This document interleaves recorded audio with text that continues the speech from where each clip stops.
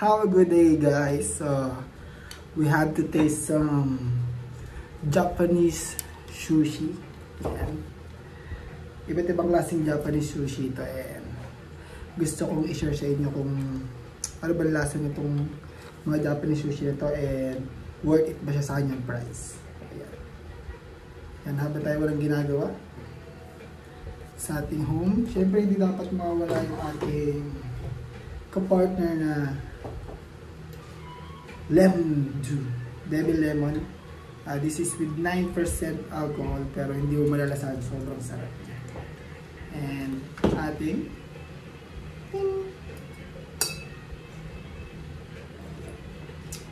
refreshing orange juice. Siyempre we have to open the sauce. Yan. Ito yung sauce niya.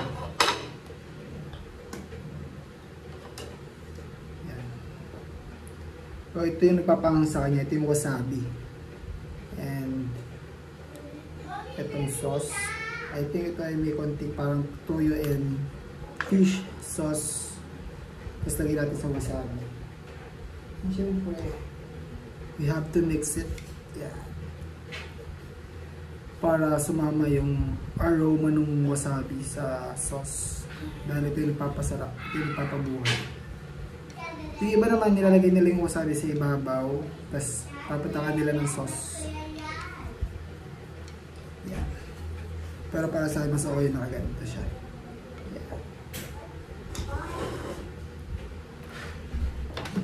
Yan. And siyempre, first to taste, we have 4 flavor ng sushi. So yan. And pwede natin i-taste to. Parang may mga sesame seed. Yan. Look. Yan. Ito yung gitna niya. Tapos dip natin siya sa sauce. Yan.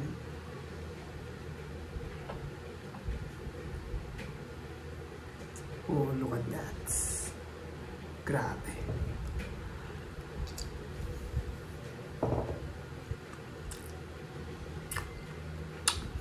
Grabe, sarap. Sobrang sarap ng ganitong klase ng sushi. Yan. Parang meron siyang hipon sa loob. Tapos may seaweeds.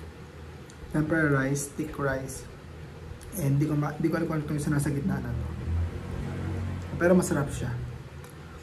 O, try natin itong isa. Ito naman yung may seaweeds.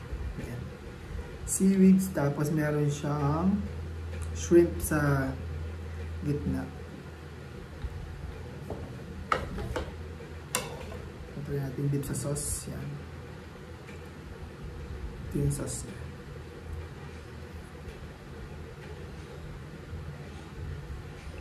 Look at this.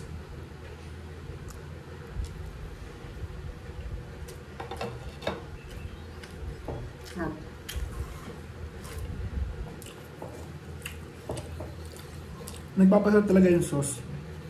Para meron siyang sipa ng wasabi, yung anghang niya iba talaga kaysa sa normal na sili. Ito naman hindi ko alam kung ano itong nasa ibabaw nito, pero parang maliliit siyang egg ng fish. Ayan. Sa middle na ganun din same. May seaweeds, merong shrimp, and I think it's radish na binabad. Ayan. Kasi nalasahan yung radish.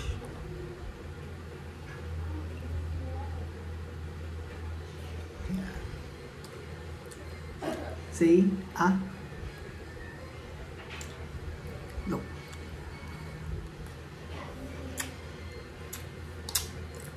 Grabe. Solid talaga. Well, nakita ko lang siya sa mall. I think makita nyo siya sa mga grocery store. Yan, marami nakakain. Pero try nyo. It's worth 170 pesos lang pababa. Hindi siya nalabas sa 200 pesos. So worth it. Lalo kung mahilig kayo sa sushi.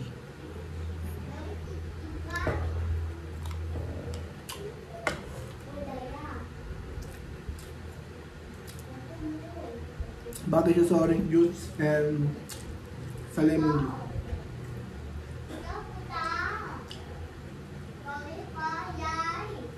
Thank you so much and God bless guys. Ingat tayo palagi.